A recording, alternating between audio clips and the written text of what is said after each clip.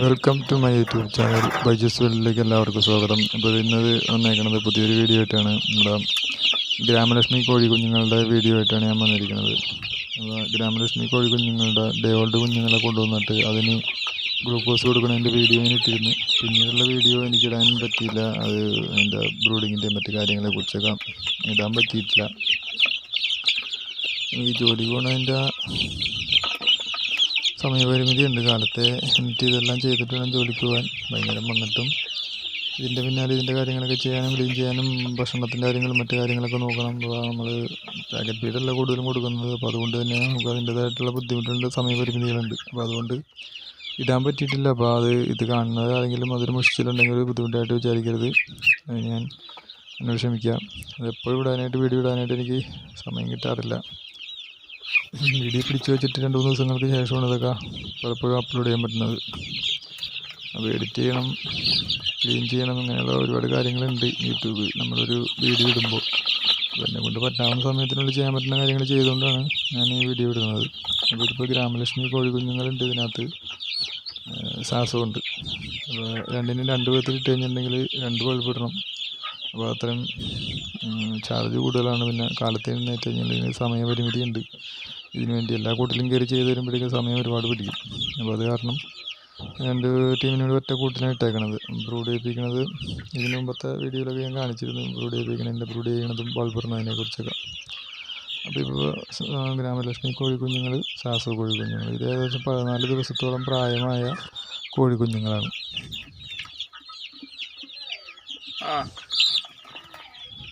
ആദ്യമായിട്ടാണ് Gramalakshmi കോഴിക്കുഞ്ഞുങ്ങളെ, day old കുഞ്ഞുങ്ങളെ ഞാൻ കൊണ്ടുവന്നിട്ട് വളർത്തുന്നത്. കൂടുതലും ഞാൻ കൊണ്ടുവരുന്നത് ഗ്രാമശ്രീ കോഴിക്കുഞ്ഞുങ്ങളാണ്.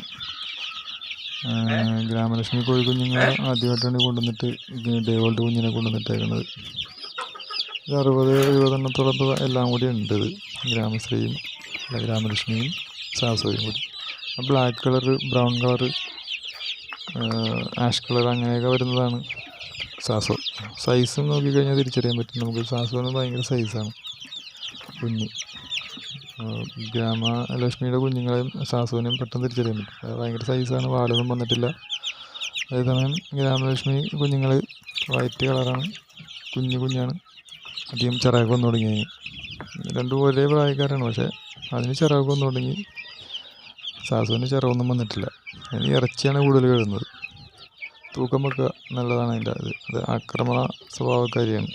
വേണ്ട, കാല് കണ്ടിട്ട് കൊത്താനായിട്ട് നോക്കി.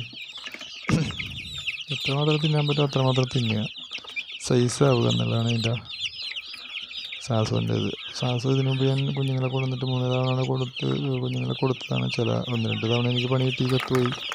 അപ്പോൾ ഈ പ്രാവശ്യം ഇതുപോലെ എങ്ങനെ ആവും എന്നുള്ളത് എനിക്കറിയാൻ പാടില്ല. കഴിഞ്ഞ പ്രാവശ്യം ഞാനൊരു 60 കുഞ്ഞിനെ കൊണ്ടുവന്നിട്ട് 20 കുഞ്ഞിന് മാത്രമേ എനിക്ക് കൊടുക്കാൻ പറ്റുള്ളൂ. അത് ചത്തുപോയി. കുഞ്ഞുങ്ങൾ പലതും ചത്തുപോയി. മറ്റുള്ള കുഞ്ഞിനെ പോലെ ഇപ്പോൾ ഗ്രാമലക്ഷ്മി, ഗ്രാമശ്രീ അങ്ങനെയുള്ള കോഴികളെ പോലെയുള്ള ഇമ്മ്യൂണിറ്റി പവർ ഇതിന് കുറവാണ്. പെട്ടെന്ന് അസുഖങ്ങൾ വരാനുള്ള ചാൻസ് സാസുവിന് കൂടുതലാണ്. സാസുവിനെ ശ്രദ്ധിച്ച് വളർത്തിക്കഴിഞ്ഞാൽ 3 മാസം കൊണ്ട് നമുക്ക് വലിയ തെറ്റില്ലാത്ത തരത്തിലുള്ളൊരു ലാഭം ഉണ്ടാക്കാൻ പറ്റുന്ന തരത്തിലുള്ള കോഴിക്കുഞ്ഞുങ്ങളാണ് സാസോ. അപ്പോൾ ഇതിനിടയിലേക്ക് ഇത് സൊണാലി അപ്പുറത്ത് ചാടി ഇതിനകത്തോട്ട് പോകുന്നേക്കാണ്. സൊണാലി കുഞ്ഞൊരെണ്ണം ചാടി കയറിയുണ്ട്. സൊണാലി 25 ദിവസമായ കുഞ്ഞാണത്. അത് ഇതിനകത്ത് കയറിയിട്ട് ഇതിനകത്തൊന്നുമല്ല, അതും ഇതിൻ്റെ ഒപ്പത്തിനുള്ളതുള്ളൂ. അപ്പോൾ ഗ്രാമലക്ഷ്മി കോഴി കുഞ്ഞുങ്ങൾ ഇതിനകത്ത് പൂവൻ എത്രയുണ്ട്, പെട എത്രയുണ്ടെന്നാണ് നമുക്കറിയില്ല. പൂവൻ ഉള്ളതാണെങ്കിൽ ഇറച്ചിക്ക് പോവും. പെട നമുക്ക് ആവശ്യക്കാരുണ്ടെന്നുണ്ടെങ്കിൽ മുട്ടയ്ക്ക് വേണ്ടി വളർത്താൻ കൊടുക്കാം. ഗ്രാമലക്ഷ്മിയെ കുറിച്ച് പറയുന്നത് 230 മുട്ട ഒരു വർഷത്തിൽ ഇടും എന്നാണ് പറയുന്നത്. എനിക്കറിയില്ല, ഞാനിത് ആദ്യമായിട്ടാണ് ഗ്രാമലക്ഷ്മി വളർത്തുന്നത്. ഞാൻ കൂടുതൽ ഇറച്ചിക്ക് വേണ്ടിയിട്ടാണ് കൂടുതലും കോഴിയായി മേടിച്ചിട്ട് വളർത്തുന്നത്. അപ്പോൾ ഇത് മുട്ടയ്ക്ക് നമ്മുടെ വീട്ടിലെ ആവശ്യത്തിന് കുറച്ച് അതിനകത്ത് കിട്ടുന്ന പൂവനിൽ മേടിച്ചിടുമ്പോൾ അതിനകത്ത് കിട്ടുന്ന പെടയൊക്കെയാണ് നമ്മുടെ വീട്ടിലെ ആവശ്യത്തിന്, മുട്ടയ്ക്ക് ആവശ്യത്തിന് വേണ്ടിയിട്ട് വളർത്തുന്നത്.